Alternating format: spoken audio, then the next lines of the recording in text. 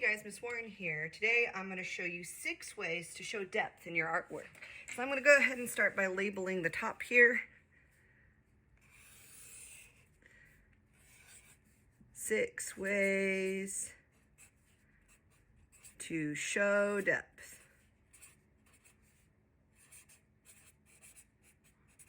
Then I'm going to divide my page into 6 sections.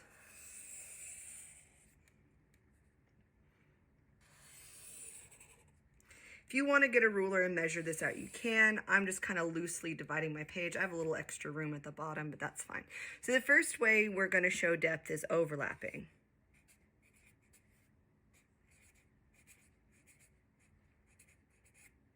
I'm drawing in marker and pen so y'all can see it more clearly.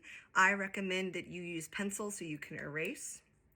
The next way we're going to be showing depth is size. Then placement,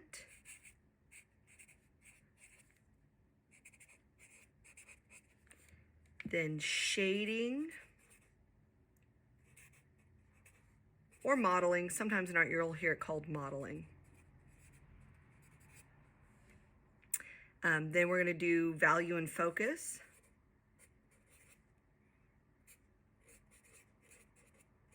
The last one we're going to do is linear perspective. And we'll spend a really long time on this one, but I just kind of want to introduce the idea here.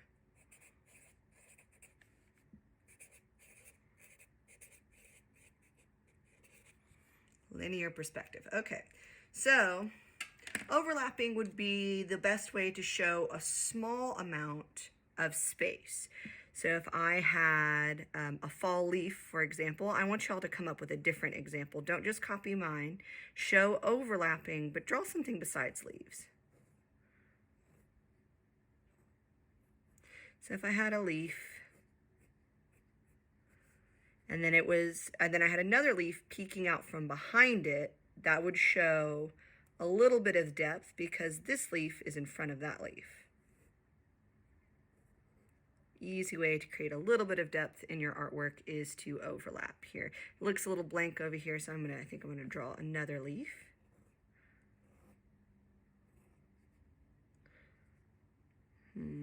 I'm gonna let myself kind of go off the page over here. That's fine. It's fine to let your picture go off the page. It kind of gives it more depth, which is what we're talking about here.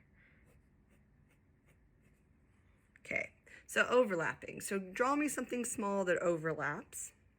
Now size is another thing. So if I were to draw a teddy bear, for example, I'll draw this one pretty big. Kind of take up some space. I want y'all to draw something besides a teddy bear.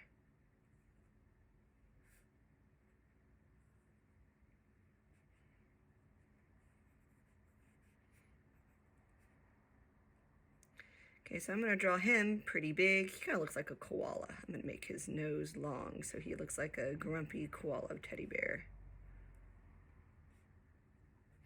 Okay, so size would be one way to show depth.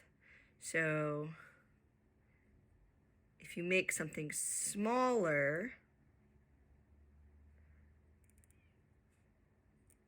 it will give the illusion that it is further away. Especially if you put it a little bit higher up on the page, which is going to be our next one.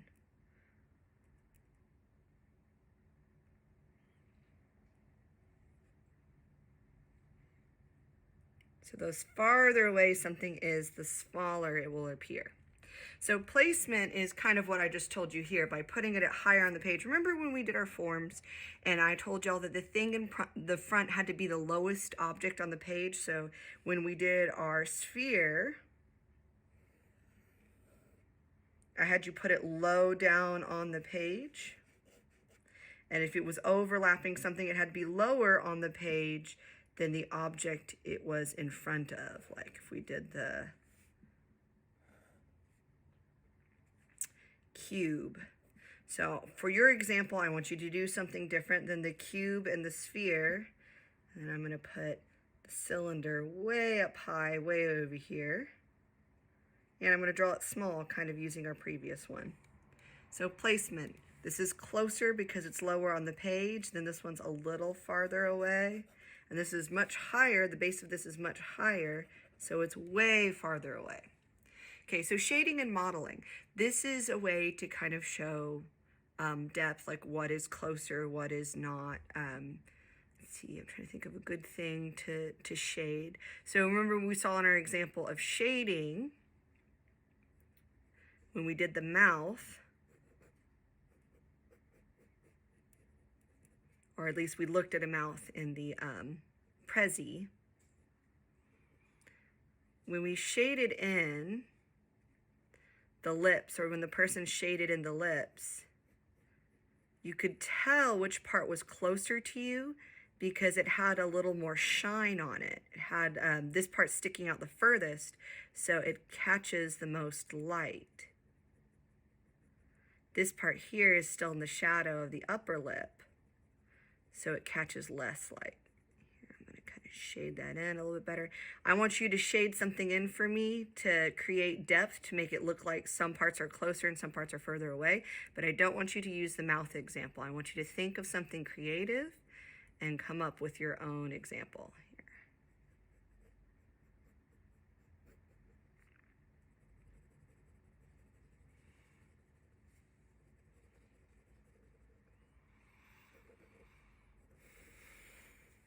So the other thing too is that a lot of times when you shade in an area, it makes it feel like it goes back into space. It makes it feel like it's farther away if it's in shadow.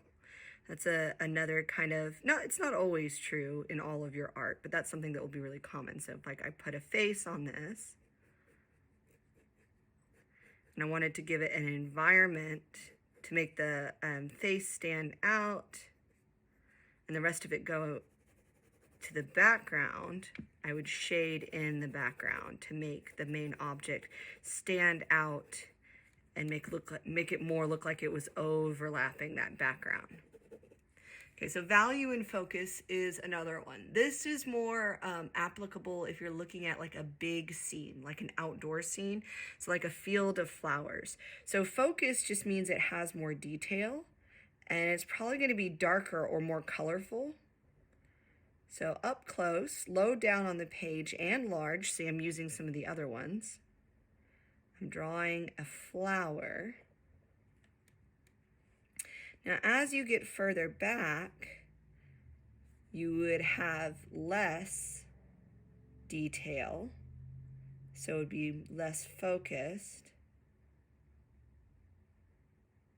until finally it just kind of looks like an obscure kind of little shape. And if I were to add some value to this with pencil, so my up close, this would be like the field that's up close, and you can actually see a little bit of grass.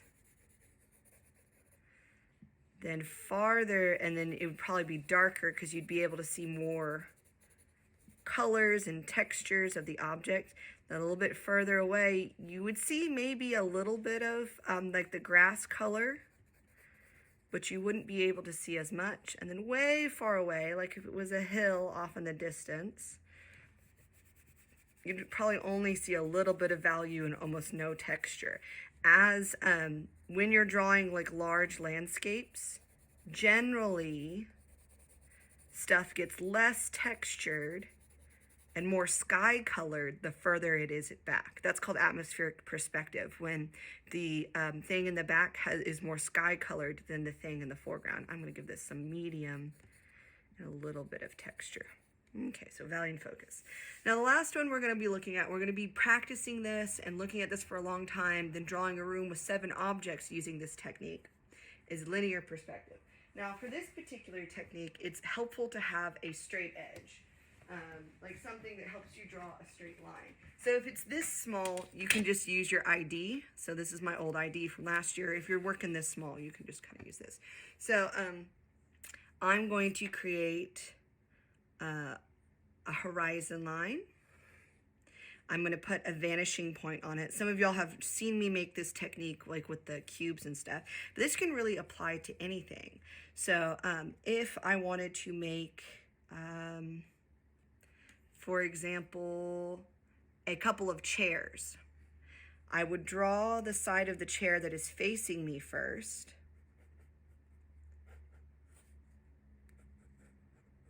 I'm going to freehand this. This would look so much cleaner if I was using the ruler for all these angles. Then the corners would go towards this dot all the way. Then if this line, oh, here I need to do this corner too. Now if this line is straight up and down, my chair would end with a straight up and down line. Where I sit, if this is flat, this would be a flat line. This would be straight up and down. This would be straight up and down. We'll just kind of connect that at the front. This would be straight up and down where that ended, and this would be flat across. So there we have a chair in linear perspective, but let me show you where it gets more extreme. Now, this would be more accurate if I actually touch the corner, touch the dot, and draw the line. So that's how I'm going to draw the second chair. I'm going to keep it in these slanted lines here. So we've got this here, and then a flat line here, a straight up line here. This kind of applies all the other principles we've been looking at about making an object smaller as it goes into the distance. Placement, you're making it, if it falls inside of these lines, then it will be higher up on the page. Let's see, it does just about everything except for the shading, and it will make the size a little bit smaller too, which I'll show y'all in just a second. This one, just all the angles are slanted at the same exact way, so it looks 3D, like it exists in the same world.